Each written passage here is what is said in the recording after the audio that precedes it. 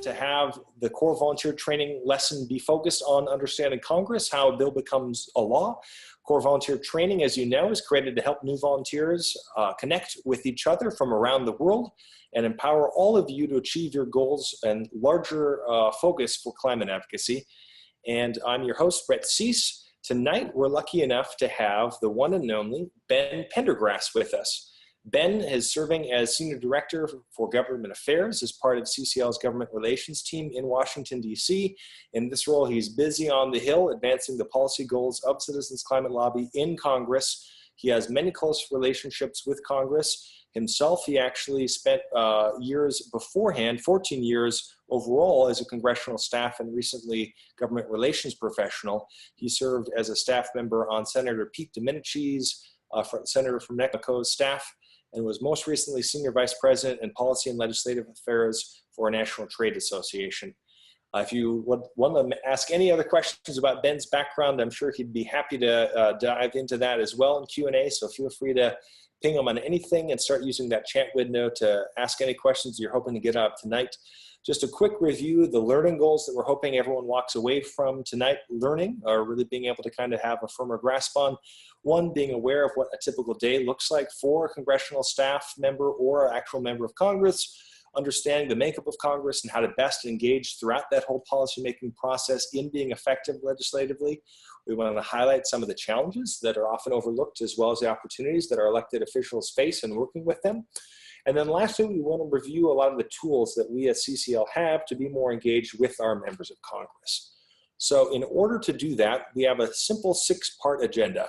Ben's going to first jump into just some basic membership and terminology concepts. We'll talk a lot about committee making and what happens in committees. He'll highlight some key differences between the committees and how each body, the House and the Senate, have some distinct advantages, how we can leverage both of those. He and I are going to get a bit more of an informational view of the life in Congress using some Congressional Management Foundation research. We'll have more time for Q&A, and then we'll do our partner activity at the very end. But without further ado, Ben, it's an honor to have you on the line tonight. I know how busy your week's been on the Hill. Thank you for making time, and I'll turn it over to you. We can't wait to learn. The basic makeup of Congress is you have 2 chambers. The Senate, which is made up of 2 senators from each state with 100 total who serve 6-year terms. The House side is made up of representatives from 1 per district. These districts are based on population. Right now, a congressional district on average is around 700,000 people. There's 435 representatives total, and they serve 2-year terms. Now, Congress is multiple committees, and this is where a lot of the work is done.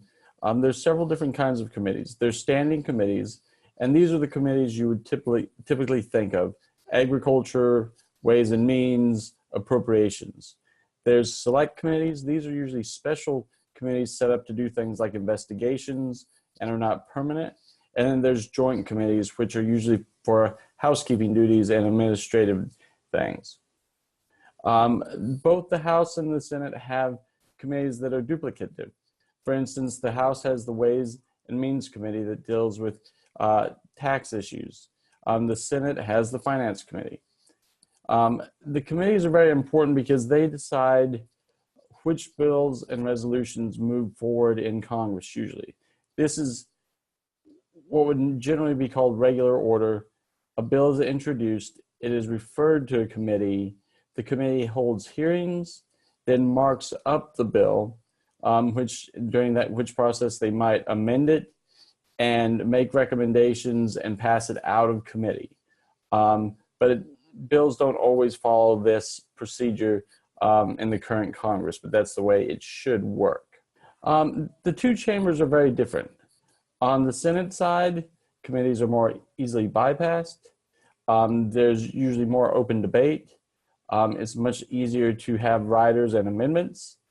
The Senate has less hierarchy. Each individual senator is much more important on the Senate side. And a lot of this has to go to the fact that the Senate operates on a principle called unanimous consent, which means that any one individual senator can gum up the works of the Senate by refusing to allow unanimous consent if they object to something. So there's a lot of consensus-based working, and personal relationships are important to keep things flowing in the Senate. It's usually more foreign policy focused in the House, and it also has responsibility for confirming presidential nominations, which takes up a lot of its time, especially after a presidential election. The first year is really devoted to confirming presidential nominees. The Senate usually has fewer committees than the House, and because it's easier for senators to introduce amendments, it's much easier for them to do so on the floor. And there's a more robust floor debate. Once upon a time, the Senate used to refer to themselves as the greatest deliberative body in the world. There's some debate over whether or not that's still the case. The House has much more limited debate. They have what's called a Rules Committee after bills go through the regular committee process, and the Rules Committee sets up the rules for debating a bill and limits the number of amendments and makes sure that any amendments are germane to the bill. The Senate does not have this germane aspect. You can introduce any amendment to any bill. Because the House is so much larger than the Senate, it's really more hierarchical. Any one individual House member has a very limited ability to influence debate and move bills. So they really have to work through the committee process, and House members are much more specialized. Usually on the House side, you will be on one major committee, and if you're on a more minor committee, you might be on two, and you really focus on the committee's area of jurisdiction. On the Senate side, you're much more likely to be on 2 to 3, sometimes even 4 different committees. And so for House members, if they really want to make an impact, a lot of that is in the committee structure. The House is also more focused on tax and revenue. Constitutionally, all revenue-raising bills are supposed to originate in the House. There's a couple different types of congressional offices. First is the state or district office. These focus primarily on constituent work, things called casework.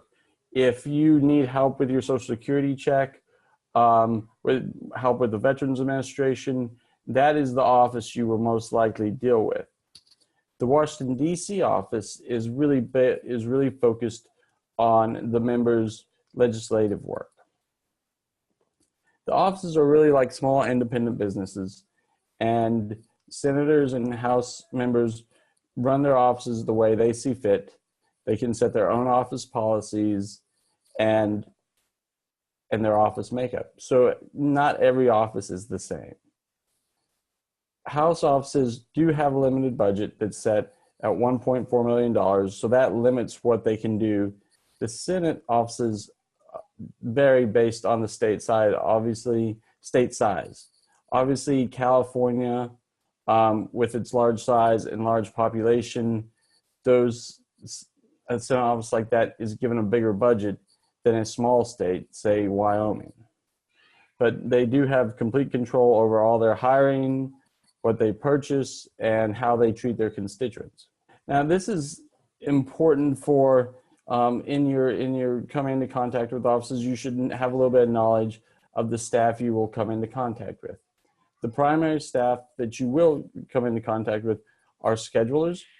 These members set meetings for the member and control his schedule.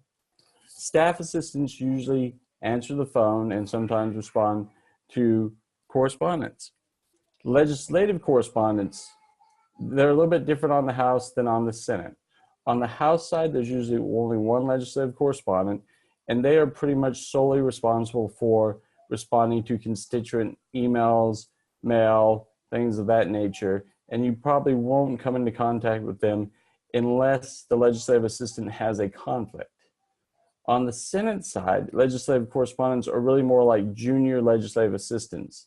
They're assigned issue areas for which they're responsible for and work closely with the legislative assistant. And you're much more likely in the Senate to have a meeting with a legislative correspondent, and don't be offended by this.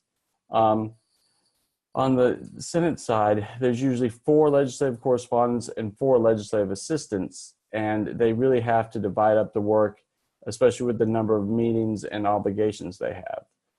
Next on the hierarchy are the legislative assistants, and these are the primary policy specialists in the congressional offices. Usually on the House side, you'll have 2 legislative assistants, maybe 3.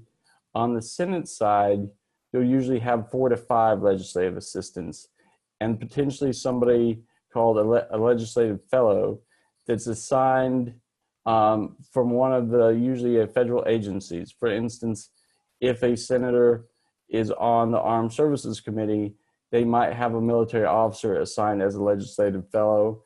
If they're on the Energy and Natural Resources Committee, they might have somebody from the Department of Energy assigned to the office. Next up is the legislative director. This is the staff member that's in charge of the member's legislative portfolio, whatever they kind of oversee all the legislative priorities. On the House side, the legislative director usually takes on issues of responsibility similar to a legislative assistant. And you're much more likely to meet with a legislative director if you're meeting in a House office. On the Senate side, legislative directors don't usually take on issues, rather they just oversee the work of the legislative staff, and you're much less likely to come into contact with them as a constituent. The same goes, the chief of staff oversees the entire office and usually has a more political role as well. On the House side, you're more likely to come into contact with the chief of staff, and on the Senate side, you're less likely. One thing to really keep in mind when you're interacting with staff is they have a pretty heavy workload. A lot of staff work 50 to 70 hours a week. It's fast-paced. On the House side especially, it's very cramped conditions. The member has an office and maybe the chief of staff, but everybody else is kind of crammed together. On the Senate side, you do have much more space, but you're still packing a lot of people into an office to try to get the work done. By law, the House staff is set at 18 and hasn't changed since the 70s. And it's really important to bear in mind that the number of constituent communications that offices receive has really increased. In the last 10 years alone, the amount of correspondence they receive has increased 200 to 1,000%. Talking to older staff from decades ago, it wasn't unusual for them just to receive a couple phone calls a day, answer a few letters, and now offices literally receive hundreds to 1,000 letters, emails, phone calls, tweets a day. And the average age of legislative assistants and staff in general is very young. Legislative assistant is usually only around 27. Staff assistants are usually right out of college. And it's not unusual for even senior staff, especially on the House side, to be fairly young, oftentimes in their early 30s. So what's life like for a member of Congress? Well, they usually have 13 meetings a day. The body is usually in session for 70 hours a week, and that's a little misleading because they're not on the floor for 70 hours. But oftentimes when they come into town or in session, they might be in session and possibly have votes until late at night. Many of them spend a lot of their time, more than 40 weekends a year in their district. So they're always flying back and forth from DC. About 35% of their time is spent doing actual committee work, holding hearings, markups, working on specific legislation. And I think it's really important to remember that time crunch and think about that number of meetings a day. So while we all know the issue we're working on is important, and it's important to us, but they probably have had a meeting before you're meeting with them, and they're having one right after. And everybody that's coming to talk to both the members and staff, they're all asking for something. And whatever issue they're working on is the most important thing to them. And so that can be really exhausting for both members and staff to be in a constant meeting. So if you come into a meeting and the staff seems a little frazzled or distracted, don't assume it's you or the issue. It could just be you might be their 10th meeting of the day and they might be getting a little burned out. Just to throw a quick kind of resource here. So many of you might know or have heard that we have worked in the past, are still actively working with the Congressional Management Foundation. I'm showing a screen capture here of where to find these resources in community. And if you're on the chat, you can just see I set a link to where to find this page. A lot of the information that Ben just quoted, including that last statistic, which I really find really powerful as well, which is asking members. A lot of these surveys were from a representative survey that they did, I think probably right after the big kind of red wave of the Tea Party takeover of the House in 2011. And they surveyed, I think, a good 25 to 30 in-person members and senators to arrive at this information. Anyways, one of those pieces that I really think is still key for all of us to keep in mind is that when surveyed, face-to-face, these individuals said, how much influence might the following advocacy strategies directed on your Washington office have on your decision? And 96% of them still highlighted that their top issue, educating their opinion, was from an in-person issue visit from constituents in their district.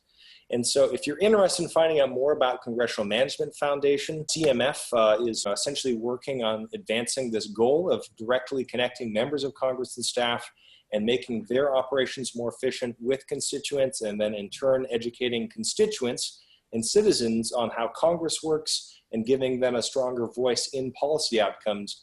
I really recommend going to that page. We have 5 different reports that are available here that are, a lot of the summaries that you're seeing tonight. I'm just going to give one quick slide on this first report and give you a quick overview of 4 of their direct takeaways. But if you're curious about more, feel free to ask us in the Q&A or click on that link. And those takeaways are this. So, they did this wonderful report. They've re-updated it a couple of times. It's called Citizencentric Advocacy, really being able to find the untapped power of constituent engagement. And their big takeaways were this. So one of which is direct constituent interactions still matter and influence lawmakers' decisions more than other advocacy strategies. Like I mentioned again, that survey, in 2010, in 2015, there was another one in 2004. All of them are in the high 90s, saying that in-person visits from constituents have a lot of influence on an undecided lawmaker. The second big takeaway from this report really continues to emphasize that Congress places a high value on groups that are organized and have those maintained, built out long-term relationships with legislators and their staff, which I think is another key role that CCL fills in having that longevity. So really being able to have not just a flash in the pan one-off meeting, but continue that relationship throughout the years. And then thirdly, I think what they also continue to emphasize with these reports is that when congressmen and women, when they're surveyed, say that advocates that are the most effective are those that come to Congress and come to DC with more localized and personalized information. So making the story personal, connecting it to your own impacts, showing how it will affect your own district or already is affecting your district is absolutely critical. And we have resources to help with that, obviously. And then lastly, again, in this era where a lot of us feel like the voices in Congress aren't listening to the voices on Main Street or back home in the district, I think what Congressional Management Foundation's research continues to highlight is not to give up, to take heart, to be engaged in this political process, that yes, there is a pendulum that swings back and forth, and at times it feels like our voices aren't being listened to as loudly as they should be. But again, having kind of this consistent full court press does pay off in the long run, and they have plenty of case studies with other issues, including even some others that CCL collaborates with to kind of highlight that. I'm also just going to share a quick additional link. If you're really looking to kind of go to 201, 301, or even 401 on the legislative process, there's a wonderful resource that Politico Pro put out just earlier this year. Just search for the Politico Pro Guide to Legislation, and it has a wonderful infographic that walks you through 12 steps on both the House side and the Senate side. Ben just gave you the brief run through because we're trying to be, focused on being pretty concise tonight. But if you'd like to learn more about that process, we really recommend that as a kind of a standout resource to take your education further. I do want to highlight a couple of the resources that we have for helping you and your teams write and email Congress. If you go to our Take Action Center in Community, and then just click within the lobbying actions, it's one of the first links here on the left-hand side that you can go to. You can see a lot of the information that we've had kind of reviewed tonight is also available here. And we also have links to specifically reach out and actually kind of have scripts as well. We're going to do a call-in day next month. So keep your eye open on kind of the call-in plan across the country. We've generated thousands of calls leading up to our congressional lobby days in June and in November every year. But all of these resources are available. They're only as effective as how we use them. And so if you're interested in leveraging them, not only with your own group, but other connections that we have, social networks, family, friends, you name it, I really want to make sure that people are aware of those in the Take Action Center as well. And Ben, I'm actually just going to pass it to you for a quick wrap up of kind of some of your key takeaways before we go to our partner actions for tonight. Well, some of this we've already covered. We touched on the importance of personalized communication, the need to stay away from form letters as much as you can, and the need to be respectful of staff members' time. One of the things that is important is try to limit your letters and emails to about 1 page. They really don't have time to read 9 pages when they're getting hundreds of letters. So that's important, and it's also important for phone calls and meetings. It's also important to be aware of what other issues they're responding to. For instance, if the LA you've been talking to is the congressperson's chief tax aide, and they're having a debate about tax, they probably won't be available to meet or talk by phone or respond to any kind of emails. They'll be pretty busy. Don't take it personally. And so one thing is be aware of what's going on in the news. And if that member is really involved in that, you might want to wait to another week to reach out when they're not as busy. When you're talking about communication, tailor it to your goal. If you know there's a vote or something happening in the next day or two that you really want to let your member of Congress know how you feel, use the phone. That will be the fastest way for them to get your opinion and which way they should be voting. If you have a more detailed thing that's down the road, co-sponsor legislation, let me talk to you a little bit about carbon fee dividend, an email is a good way to communicate that in a clear and concise way, but it's not going to get to them as quickly as a phone call will. And as always with CCL, we try not to inundate congressional offices with every CCLer in the district trying to communicate to the same LA. So use your liaison. They should be the primary point of contact for that relationship. And as we've covered, it is important to cultivate relationships, but you understand that staff does have limitations on time and bandwidth. You want their time, but so does everybody else. And we just need to be respectful of that. Excellent. I think that this has been invaluable, having the chance to really learn from somebody that has had the chance to be on the Hill and to learn from their own experience and seeing that policymaking process with such a well-regarded senator as former Senator Pete Domenici was. And we're so grateful for your time tonight. I'm just going to actually, before we get to partner actions, make sure that people are aware of Ben's contact information. It's right here on this slide. It's Ben at Citizens Climate. I'll also put in the chat window as well. And then mine is just Brett at Citizens Climate. And if you have questions for either of us, just let us know. I know that Ben's been very busy this last week and probably will be for the week ahead, so it might not get to you for a little bit, but we're always happy to respond to questions. And I definitely have time right now if Ben doesn't. So if you have questions after tonight, please let us know. Tonight's lessons are available in the recordings archives for Core Volunteer Training. You can find them here in the Learning Center. You can get there 2 ways, just clicking on that new Volunteer Training tab, and then click on recordings down here.